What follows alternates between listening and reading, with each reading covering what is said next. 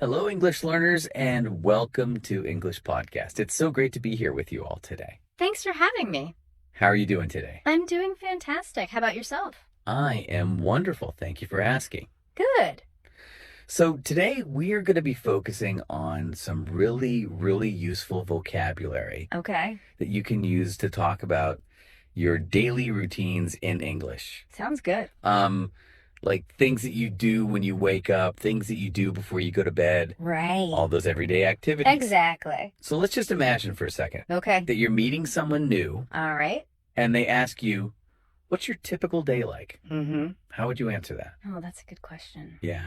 Well, I think for most people, the day starts with waking up. Yeah. Wake up means to stop sleeping. Right. That's a phrase we use all the time. Absolutely. For example, you could say, I wake up at 7 a.m. every day. Perfect example. Yeah. And after you wake up, what's next? What's next? I know some people like to stretch. Right. Stretch means to extend your body, like reaching for something high up. That's a good way to kind of like wake up your muscles. Yeah. Get ready for the day. Absolutely. So you could say something like, after I wake up, I stretch for a few minutes. Exactly. Oh, Simple. really? But it tells the other person about your routine. Yeah. And I'm curious, do you make your bed every morning? I actually do. Really? Yeah. Interesting. I know some people think it's a waste of time, but I find it helps me feel more organized and ready to start the day. I see. Yeah. And make your bed means to arrange your blankets and pillows neatly. That's interesting. You know, I've heard that making your bed can actually make you feel more productive throughout the day. It's like you've already accomplished something first thing in the morning. Right. And of course, after making the bed, most people head to the bathroom to brush their teeth. Right. Brush means to clean something with a brush. Yes. And we use a toothbrush and toothpaste to clean our teeth. Mhm. Very important to do this at least twice a day. Definitely, you could say, I brush my teeth for 2 minutes every morning and night. Perfect. So easy. And don't forget about washing your face. That's true. We use water and soap to wash our face and make sure it's clean. Exactly. All right, so by now you've woken up, you've stretched, you've made your bed, you've brushed your teeth, and you've washed your face. That's a pretty good start to the day. That is a pretty good start to the day. And all of these actions are things that we can describe using simple verbs in English. Mm-hmm. It's all about building those foundational blocks. Yeah. It is. Yeah, it's really amazing how many everyday activities we can describe with just a few basic verbs. Absolutely. And, Yeah. you know, once you've mastered those basic actions, Right. you can start to add more detail to your descriptions. Okay. For example, you could talk about how long you spend doing each activity. That's a good point. So instead of just saying, I brush my teeth, Right. you could say, I brush my teeth for 2 minutes. Exactly. Or instead of saying, I make my bed, you could say, I make my bed neatly every morning. It just adds more information. Yeah. It makes your English sound more natural. And don't forget about time connectors. Oh, yeah. Those are words like then, after, and before, Yes. which help you explain the order of events in your routine. Right. So you could say, after I wake up, I stretch. Then I make my bed. Perfect. You're already sounding like a pro.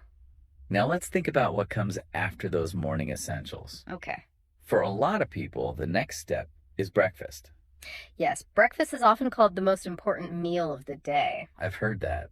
And it's a great opportunity to use some more verbs like eat and drink. You could say, I eat cereal for breakfast, or I drink coffee every morning. Exactly. And you can even use adjectives to describe your food and drinks. Right. Like, I drink hot coffee, or I eat a healthy breakfast. I love that it adds so much flavor to your descriptions. And speaking of flavor, Yeah? breakfast routines can be so different around the world. Oh, yeah. Have you ever encountered any surprising breakfast traditions? Oh, definitely. I once traveled to a country where they ate soup for breakfast. Wow. It was delicious, but definitely not what I was used to. That's fascinating. It just goes to show that even something as simple as a daily routine can teach us about different cultures. It's like a window into how people live their lives in different parts of the world. Absolutely. Now, after breakfast, Okay. many people have to commute to work or school. Right.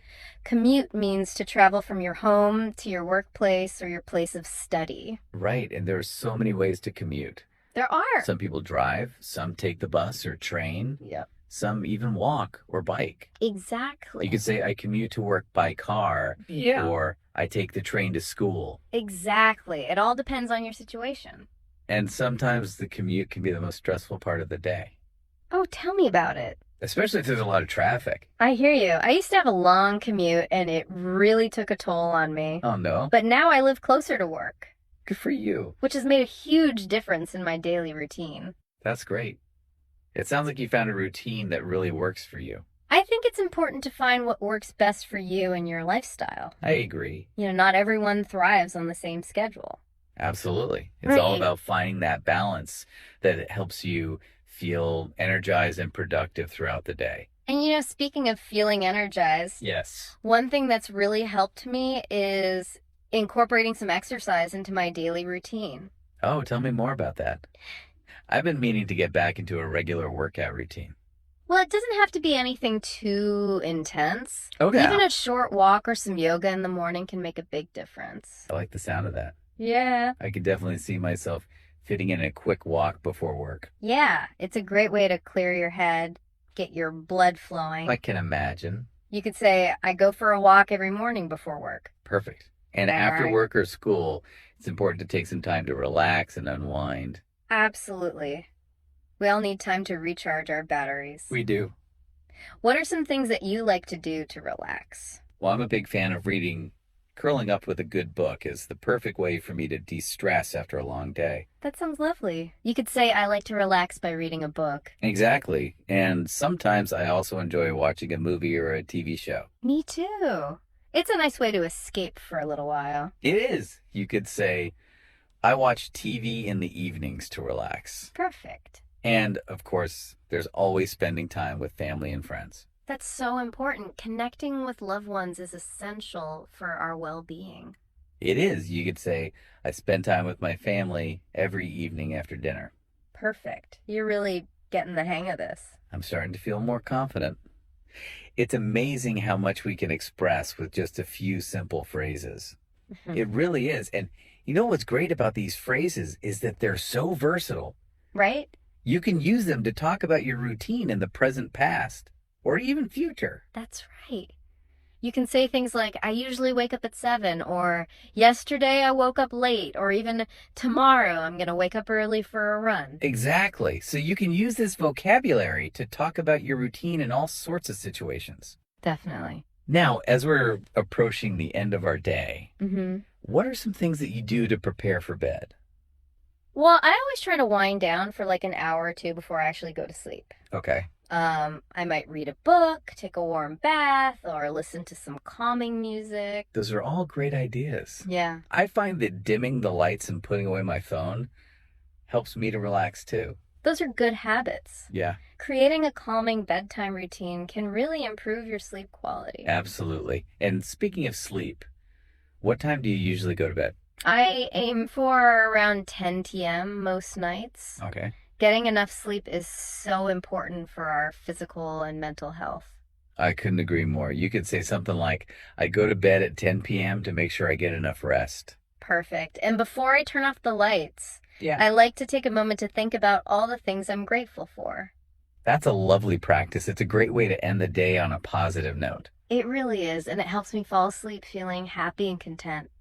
So there you have it. We've walked through a whole day from morning to night, using simple vocabulary to describe those everyday activities. Exactly. And remember, even though these words are simple, they're incredibly powerful. Yes. You can use them to connect with others, share your experiences, and build your fluency in English. Absolutely. Now, before we wrap up, I have a little challenge for all of you listening. Okay. I want you to pick one of the words or phrases we talked about today and try to use it in a conversation tomorrow. That's a great idea. It could be something as simple as telling a friend about your breakfast or your evening routine. Exactly. Just give it a try. The more you practice, the more confident you'll become. And remember, everyone makes mistakes when they're learning a new language. That's true. The important thing is to keep practicing and never give up. That's such an important reminder. Yes. So that's it for today's episode. Thank you so much for joining us here on English Podcast. We hope you learned some useful vocabulary and feel inspired to keep practicing your English. Don't forget to subscribe to our channel for more English learning tips and exciting episodes. And be sure to leave a comment below telling us which word or phrase you're going to practice using tomorrow. We can't wait to hear from you. Happy learning, everyone.